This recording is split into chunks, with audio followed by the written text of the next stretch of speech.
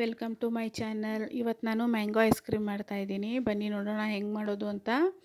ನೋಡಿ, ಇವಾಗ ಮಿಕ್ಸಿ ಜಾರ್ಗೆ 1 ಬೌಲು ಮ್ಯಾಂಗೋ ಪಲ್ಪ್ ಹಾಕ್ತಾಯಿದ್ದೀನಿ. ಅದೇ ಬೌಲಿಂದ 1 ಬೌಲು ಫ್ರೆಶ್ ಕ್ರೀಮ್ ಹಾಕ್ತಾಯಿದ್ದೀನಿ. ಮತ್ತು ಅದೇ ಬೌಲಿಂದ 1 ಬೌಲು ಮಿಲ್ಕ್ ಹಾಕ್ತಾಯಿದ್ದೀನಿ. ನೋಡಿ, ಇದು ಜ್ಯೂಸ್ ಮಾಡೋ ಜಾರು. ನೀವು ಜ್ಯೂಸ್ ಮಾಡೋ ಜಾರಲ್ಲಾದರೂ ಹಾಕ್ಬೋದು ಅಥವಾ ನಾರ್ಮಲ್ ಜಾರಲ್ಲಾದರೂ ಹಾಕ್ಬಿಟ್ಟು ಅದನ್ನು ಗ್ರೈಂಡ್ ಮಾಡ್ಕೋಬೇಕು, ಅಥವಾ ಬ್ಲೆಂಡರಲ್ಲಿ ಮಾಡ್ಕೊಂಡ್ರೂ ಆಗುತ್ತೆ. ನೋಡಿ, ಇದು ಚಿಕ್ಕ ಬೌಲು, ಅಂದರೆ ದೊಡ್ಡ ಬೌಲಿಂದ ಹಾಕಿದ್ನಲ್ವ ಅದ್ರ ಹಾಫು ಮಿಲ್ಕ್ ಪೌಡ್ರ್ ಹಾಕ್ಕೋತಾ ಇದ್ದೀನಿ. ಮತ್ತು ಅದೇ ಚಿಕ್ಕ ಬೌಲಿಂದನೇ 1 ಬೌಲು ಸಕ್ಕರೆ ಹಾಕ್ಕೋತಾ ಇದ್ದೀನಿ.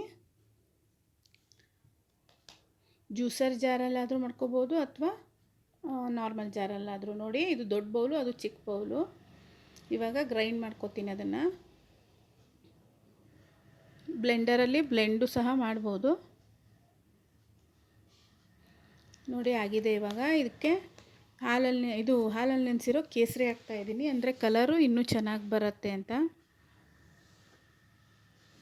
ನೋಡಿ ಎಷ್ಟು ಚೆನ್ನಾಗಿ ಬಂದಿದೆ ಕಲರು. ಇವಾಗ ನಾನು ಅದನ್ನು ಒಂದು ಬಾಕ್ಸ್ಗೆ ಹಾಕಿಬಿಟ್ಟು ಫ್ರೀಝರಲ್ಲಿ 6 to 8 hours ಇಡ್ತಾಯಿದ್ದೀನಿ.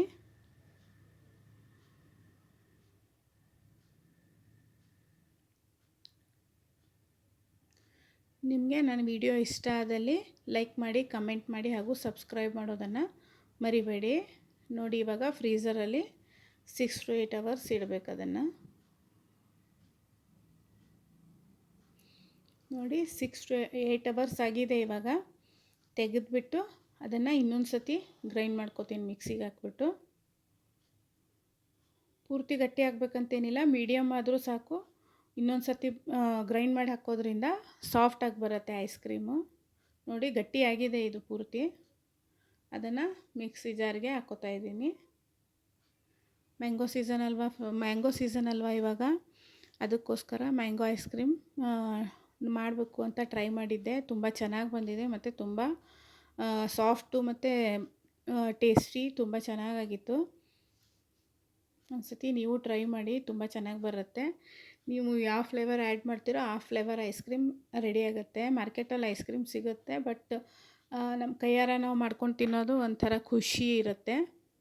ಮತ್ತು ಮನೆಯವ್ರಿಗೆಲ್ಲ ನಮ್ಮ ಕೈಯಾರ ಮಾಡಿ ತಿನ್ನಿಸೋದ್ರಲ್ಲೂ ಒಂದು ಖುಷಿ ಅನಿಸುತ್ತೆ. ನೋಡಿ, ಎಲ್ಲ ಮಿಕ್ಸಿ ಜಾರ್ಗೆ ಹಾಕ್ಕೊಂಡಿದ್ದೀನಿ. ಇನ್ನೊಂದು ಸರ್ತಿ ಗ್ರೈಂಡ್ ಮಾಡಿಬಿಟ್ಟು ಬಾಕ್ಸಿಗೆ ಹಾಕ್ಕೋತೀನಿ. ನೋಡಿ, ಆಯ್ತಿದೆ. ಇವಾಗ ಅದನ್ನು ಬಾಕ್ಸ್ಗೆ ಹಾಕ್ಬಿಟ್ಟು ಮತ್ತೆ 6 to 8 hours ಅಥವಾ ಫುಲ್ 1 night ಫ್ರೀಝರಲ್ಲಿ ಇಡಬೇಕು.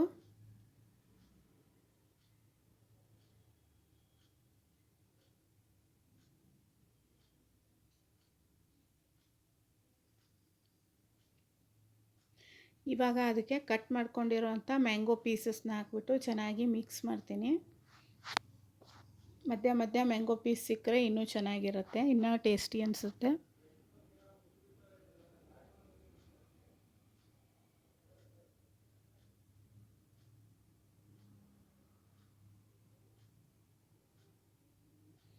ಮ್ಯಾಂಗೋ ಪೀಸಸ್ನ ಚಿಕ್ಕದಾಗಿ ಕಟ್ ಮಾಡಿ ಹಾಕಿದ್ದೀನಿ.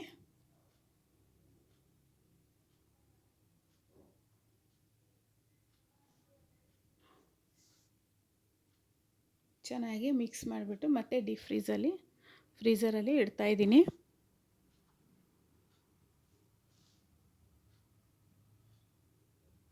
ನೋಡಿ, ಇವಾಗ 8 hours ಆಗಿದೆ. ಐಸ್ ಕ್ರೀಮ್ ರೆಡಿ ಇದೆ. ಮಧ್ಯ ಮಧ್ಯ ಪಲ್ಪು ಕಾಣಿಸ್ತಾ ಇದೆ.